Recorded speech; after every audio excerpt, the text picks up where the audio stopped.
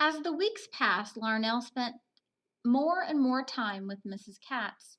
"Since you are almost family to me, Larnell," she said one day, "I want you should come with me to say Kaddish for my Myron.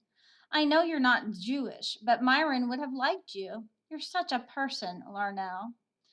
At the cemetery, she read from her book. Then she asked Larnell to put a small rock on top of Mr. Katz's headstone. "We do this to remember," she said softly. "Shalom, my Myron," she murmured, and wiped tears from her face. On the way home, she announced, "Kugel, such a kugel I baked for you today, Larnell." "Hurry, Tush will be worried for us," she said as they walked. When they got home, they called and called for Tush, but she didn't come. They looked everywhere for her. Suddenly, Mrs. Katz gasped. The window to the fire escape was open. "Oh, no," she cried. "I forgot to shut the window before I left. Poor Bebela. She has never been outside." "We'll find her," Larnell tried to reassure her. "She has been acting strange lately," Mrs. Katz said through her tears. "She's been trying to get out, but I was afraid that she would get hit by a car." "I'll find her," Mrs. Katz, Larnell said. "I won't let you down."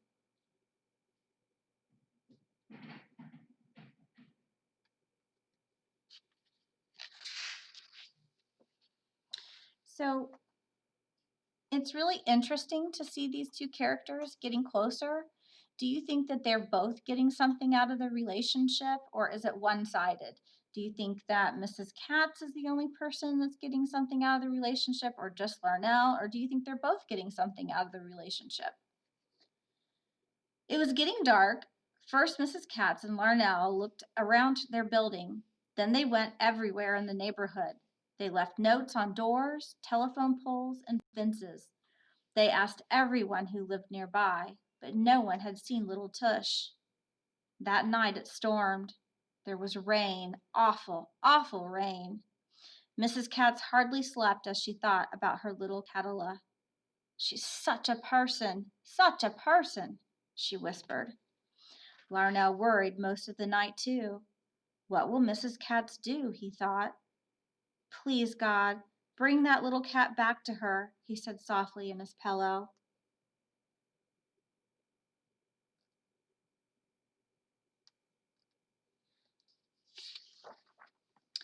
A loud knock on the front door awoke Mrs. Katz. It was Larnell's father and two neighbors.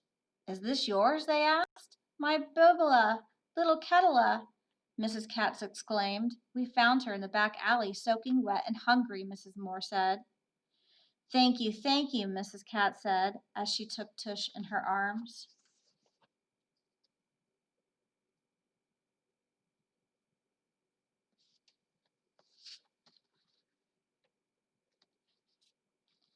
After a while, Tush no longer had the least desire to go outside again, but she slept a lot, even when Larnell came over to play with her. "It was my Aunt Havila's Passover cedar that I met Myron. Did you know that?" Mrs. Katz asked as she looked at Larnell. "What good times they were, with lots and lots of family. Now it's just me," she said softly. "Could I have Passover dinner with you?" asked Larnell. "I thought you would never ask," she exclaimed as she hugged him close. "Such a cedar I will prepare for you." Sure does seem like they're getting closer. And they're both getting something out of the relationship, too.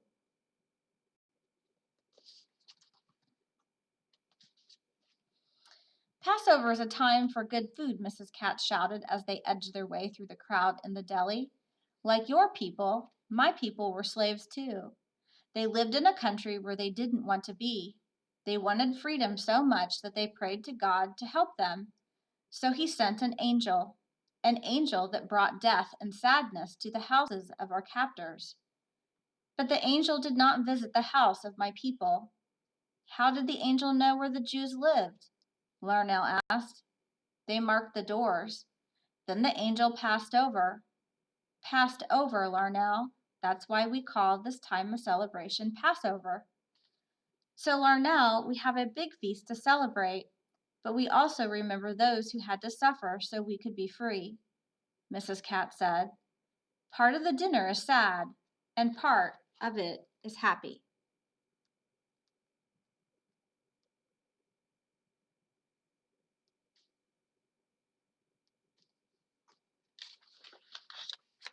As Larnell helped get out the linens and china, Mrs. Katz said, "You see this tablecloth? This was our wedding chuppah, our canopy. For all these years, we have used it for our for holy days and celebrations. Excuse me." "How come you have so many different dishes?" Larnell asked. "Because some Jews don't eat dairy and meat off of the same dishes," she answered.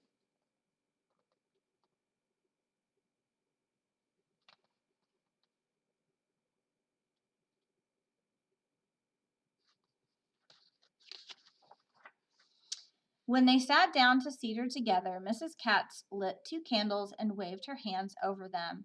She read from her book, said prayers, then smiled and said, "Let the feast begin." They drank red wine and water. They ate bitter herbs, lamb, and chicken. They also had gefilte fish and spicy chopped apples with potato pancakes. "This bread looks like a soda cracker," Larnell exclaimed. "We call it matzah, dear. We eat it at Passover. It's flat because there's no yeast in it, so it doesn't rise.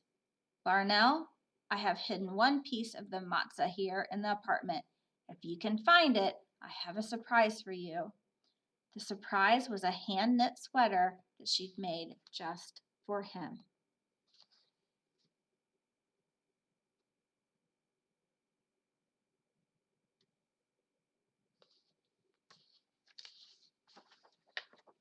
The next day, Mrs. Katz yelled out her back window to Larnell's apartment, "Come quick already! Something wonderful!"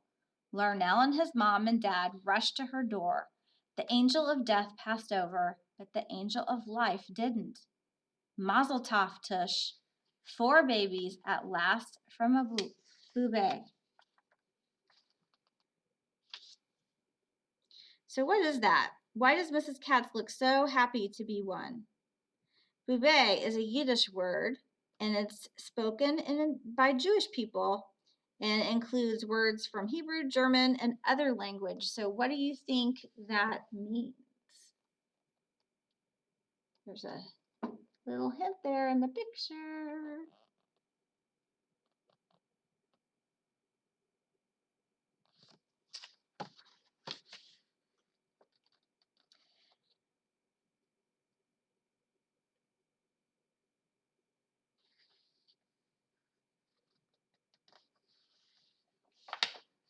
As the years passed, Mrs. Katz, Tush, and her descendants became part of Larnell's family. There were graduations, weddings, new babies, and finally a Kaddish. Larnell stood in front of the headstone. He read from her book. He placed a small rock on top of her headstone. Then he, his wife, and their children read the inscription together. "Mrs. Katz, Arbube, such a person."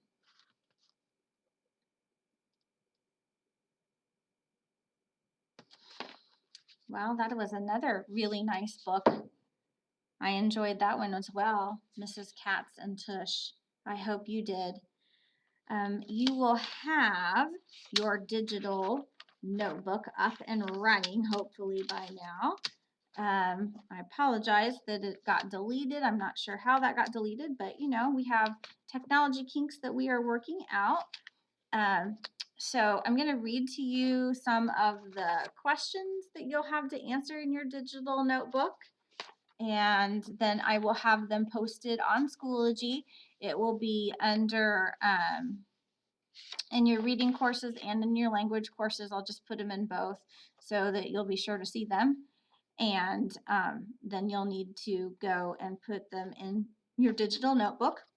So one of the questions is, did reading the story change your opinion about whether people have to be alike to be friends? In what way? So that's 2 questions actually in one. And then it says, empathy is the ability to understand and share someone else's feelings. Think about that for a minute. Empathy is the ability to understand and share someone else's feelings. Not only do you understand how someone else feels, but you can also share in their feelings. In what ways does this book explore the concept of empathy?